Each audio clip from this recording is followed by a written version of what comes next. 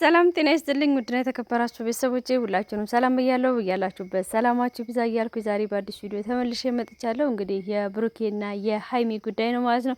ብሩኬና ሀይሚ እንግዲህ አሁን ላይ እጅግ በጣም ውስብስብ ያለ ነገር ገጥሟቸዋል። ይሄን ነገራቸው እንዴት ይፈታሉ የሚለው እውነት ለመናገር ሁለቱም ተነጋግረው በሰላም በፍቅር ቢኖሩ በጣም ደስ ይላል። በነገራችን ላይ መቼም ሊለያዩ አይችሉም ብሩኬና ሀይሚ ማለት ነው። ይሄ የመጣው ችግር የተፈጠረው ችግር ያልፋል፣ ነገሮች ይረጋጋሉ። ምናልባትም ደግሞ ብሩኬና ሀይሚ ለማለየት የተሴረ ሴራ ሊሆን ስለሚችል በእርጋታ ማሰብ ያስፈልጋል ማለት ነው።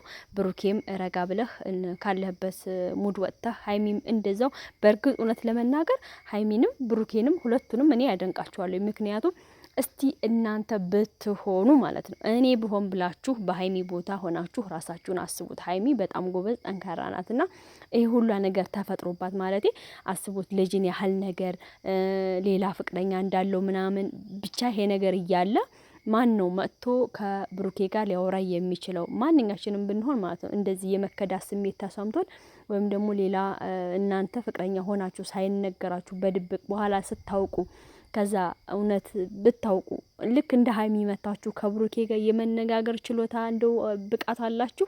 ትችላላችሁ? አችሉም። ስልካችሁን ሁላ ነው የምታጠፋፉት ምናምን ነገር እና ሀይሚ ግን ነገሮችን ቢያንስ ረጋ ብላ በማሰቧ ነው እውነት ለመናገር መታ ብሩኬ ጋር መነጋገር የወሰነችው። ግራ የገባት ራሱ ውስብስብ እየሆነባት ራሱ መታ ብሩኬ ለማናገር ሞክራለች ማለት ነው። ይሄንን ሳላደንቅላት አላልፍም።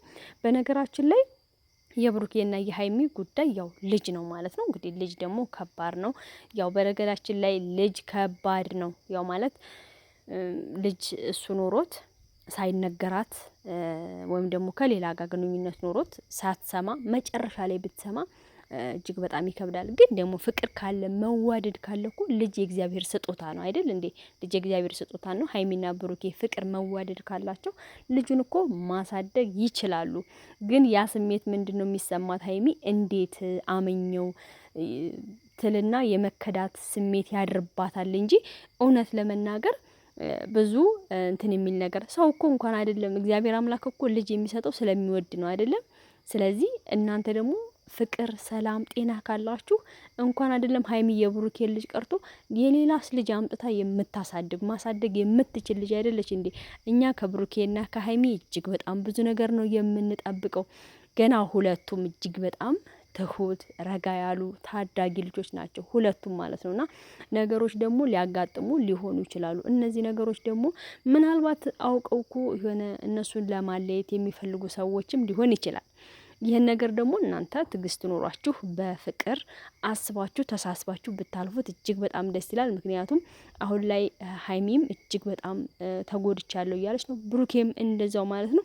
ሁለታችሁም ውስብስብ ነገር ነው የገጠማችሁ። በእርግጥ ይሄ ነገር ደግሞ ያልፋል፣ ይፈታል።